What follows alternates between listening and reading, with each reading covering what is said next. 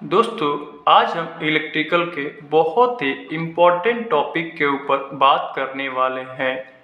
दोस्तों, टॉपिक है online UPS और ऑफलाइन यूपीएस के बीच अंतर क्या होता है। दोस्तों, अगर आप इलेक्ट्रिकल इंडस्ट्री में काम करते होंगे तो अक्सर देखा होगा कि वहाँ पे दो तरह के यूपीएस यूज होते हैं। एक होता है ऑनलाइन और दूसरा होता है ऑफलाइन। तो आपके भी दिमाग में ख्याल आता होगा कि आखिर दोनों के बीच अंतर क्या है। तो दोनों के बीच अंतर समझने से पहले दोस्तों, हम यूपीएस को एक ब्लॉक डायग्राम से अच्छे से समझ लेते हैं।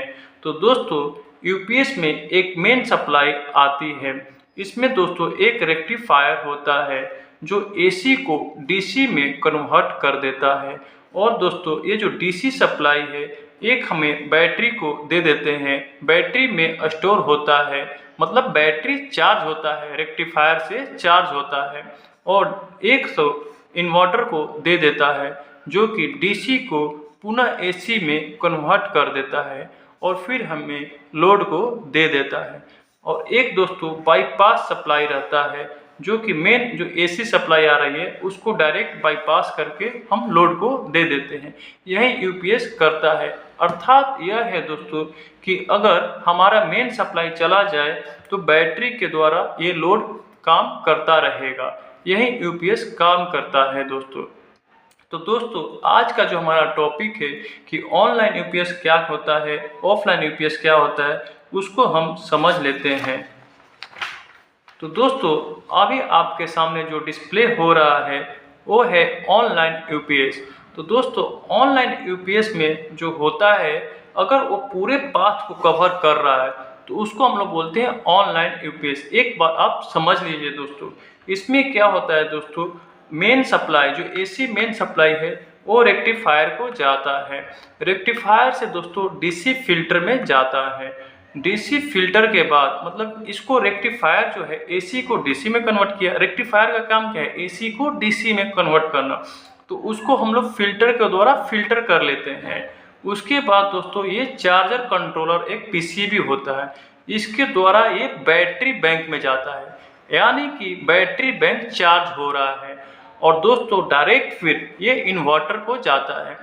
यहाँ पे जो हमें बैटरी से क्या मिलता है दोस्तों, डीसी सप्लाई मिलती है। तो डीसी को इन्वर्टर क्या करता है, एसी में कन्वर्ट कर देता है। तो एसी में कन्वर्ट करने के बाद ये फिल्टर हम लगा देते हैं। अगर उसमें कुछ हार्मोनिक्स रहेगा तो उसको फिल्टर कर देगा। उसके बाद लोड को जाता है दोस्तों। अगर आपने ध्यान दिया होगा दोस्तों, तो इसमें जो ऑनलाइन है उसमें बाईपास नहीं है। ये जो है ये बाईपास वाला सिस्टम नहीं है, क्योंकि दोस्तों इसमें क्या है, जो एसी सप्लाई आती है वो डायरेक्ट रेक्टिफायर के द्वारा बैटरी के होते हुए हमें लोड को मिलती है।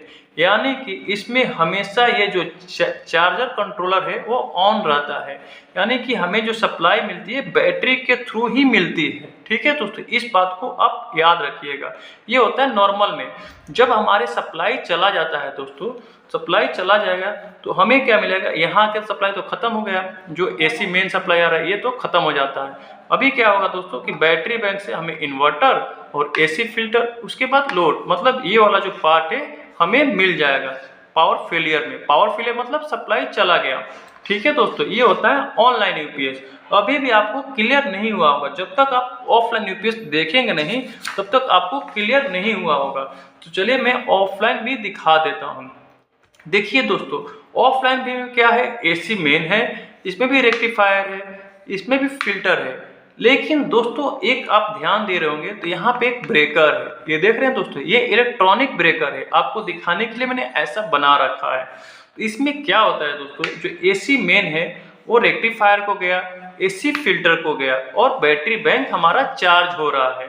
और हमारे लोड को एक डायरेक्ट सप्लाई बाईपास के द्वारा मिल रहा है। इन्वर्टर को अभी सप्लाई नहीं मिल रहा क्योंकि ये स्विच ऑफ है। ठीक है दोस्तों, ये क्या है, स्विच ऑफ है। अब दोस्तों समझिए कि पावर फेलियर हो गया। तो पावर फेलियर के बाद क्या होगा, यहीं पे जो ये स्विच है दोस्तों, ये स्विच बन जाता है।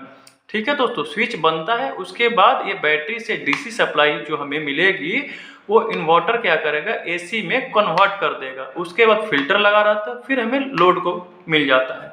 तो अब आप सोचते हैं कि ये भी काम ऑनलाइन भी हो रहा है, ऑफलाइन में भी हो रहा है, तो दोनों में अंतर क्या है?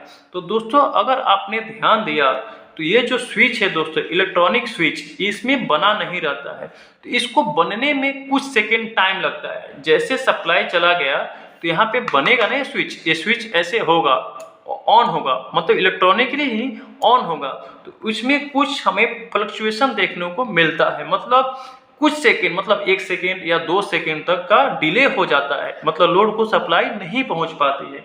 क्योंकि दोस्तों जो ऑनलाइन यूपीएस है, ऑनलाइन यूपीएस में हमें डायरेक्ट बैटरी के द्वारा ही मिलता है, चाहे वो नॉर्मल ऑपरेशन हो या फिर पावर फेलियर हो, वो बैटरी के द्वारा ही, जैसे ये देख रहे हो ना दोस्तों, यहाँ पे नॉर्मल में भी एसी मेन होते हुए बैटरी बैंक से होते हुए हमें लोड को सप्लाई मिलता है, ये ऑनलाइन यूपीएस में।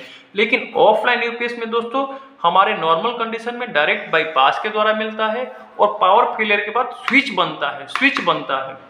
तो जो स्विच बनने में टाइम लगता है ना दोस्तों, यही ऑफलाइन यूपीएस में होता है, जो कि ऑनलाइन यूपीएस में हमें डायरेक्ट मिलता है। तो इसीलिए दोस्तों अगर कोई सेंसिटिव इक्विपमेंट है तो उसको चलाने के लिए हमें ऑनलाइन यूपीएस को रेफर करते हैं, क्योंकि उसमें पावर फेलियर, मतलब 1-2 सेकेंड के लिए भी पावर फेलियर नहीं होता है। देख रहे हैं ना दोस्तों, ये डायरेक्ट सप्लाई मिल ही रही है, हमेशा ये ऑन ही रहता है। इसमें जो स्विच है, इसको जब सप्लाई नहीं रहेगी तब ये ऑन होता है। तो इसमें जो इंटरवल हो गया, टाइम में इंटरवल हो गया, तो उसमें टाइम लग जाता है। तो इसीलिए जो ऑफलाइन यूपीएस है दोस्तों, ये नॉर्मल इक्विपमेंट के लिए यूज होता है, और जो ऑनलाइन यूपीएस है वो सेंसिटिव इक्विपमेंट के लिए यूज होता है। अगर दोस्तों आपको ये वीडियो पसंद आया तो लाइक और कमेंट करना ना भूलिएगा। Thank you.